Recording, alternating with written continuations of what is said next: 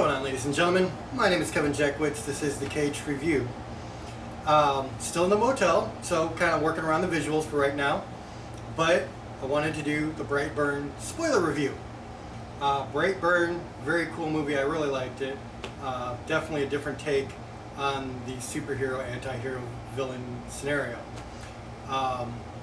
Really glad that they went R-rated, that James Gunn had the vision to kind of create this super villain scenario and went the full Monty with it. Actually had him killing people off, and I think the blend of the superhero horror genre was very, very cool. Very, very cool.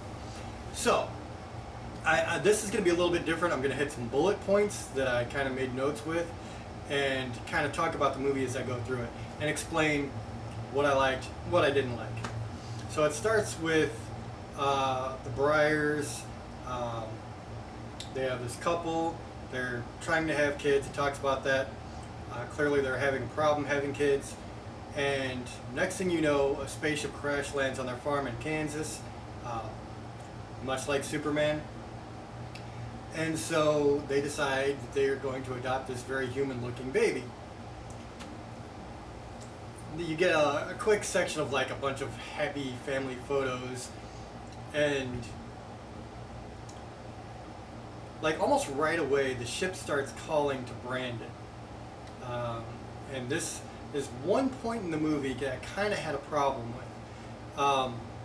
Instead of having a scenario of cause and effect that creates this supervillain, really the basis of why he changes from like this ordinary kid into this young guy, early teens, still has all that teen angst stuff going on,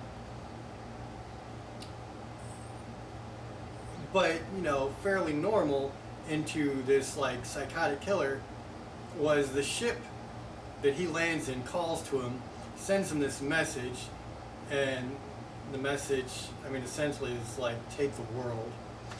And so that starts him on this like, whatever, I can do what I want type of scenario. And Brandon starts gaining these powers and his personality starts changing. And it all happens kind of quickly. One of the things that really precipitates this is the girl really starts acting out. She says something nice to him, and he likes her, and of course it gets like a little awkward, weird vibe like her, and he winds up like showing up in her bedroom one night using his superpowers. She's on the second floor, windows open, her record player starts, or no, it was her music starts playing on her laptop. She shuts the laptop, comes back open, and so it really kind of freaks her out. And then she sees Brandon, which is the main character, and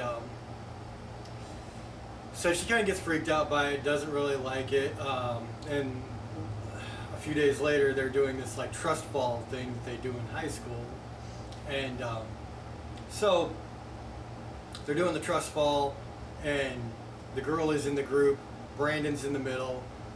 They bump her over to her, she just lets him drop. The teacher tells her to pick him up. She's like, no, he's gross, or whatever. Really offends him, really just being mean. And so in retaliation, he squeezes her hand and breaks it. And he gets in trouble for that. He gets this thing where he still has this fascination with the girl, and he goes back there and he kind of apologizes. He brings her flowers, and she says that her mother won't let her talk to him, and he says, that's okay, I'll take care of that. And there's your first murder. And honestly, like, as far as the horror part of this movie goes, I talked about it before, I thought it was very, very well done. The first thing that happens is her mother in a diner. She's got these lights that are blinking on and off, fluorescent lights above her head, and they explode. Glass goes into her eye. She's got to slowly pull that out. It looks really nasty. That wasn't too bad, but it was gruesome enough to be like, all right, they're definitely keeping the R rating here. And so that was cool. After that, there's another part where the school decides that Brandon needs to see a counselor after the incident where he breaks the girl's hand. And so his aunt is the only counselor in school. And so she basically tells him that she has to do her job regardless of whether he cooperates or not, because her first session, he wasn't really cooperating.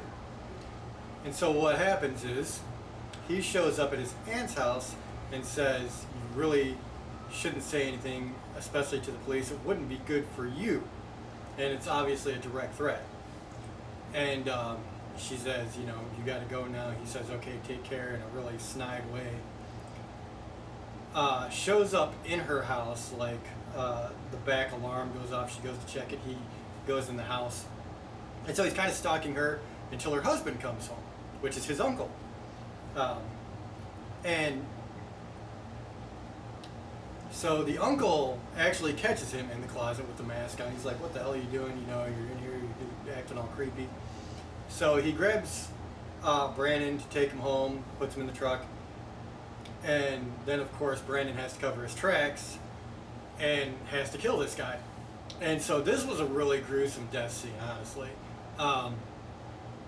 They have the thing where you've seen in the previews, I'm sure, where Brandon's in the road, the guy's in the truck, he's like freaking out, then they lift the truck up and just drops the truck, and of course he doesn't have a seatbelt on, just fucks his face all up. It was super nasty. I mean, literally, the jaw line from the mouth to the back of the jaw was just ripped open, and the jaw's just hanging and he's bleeding, really gruesome.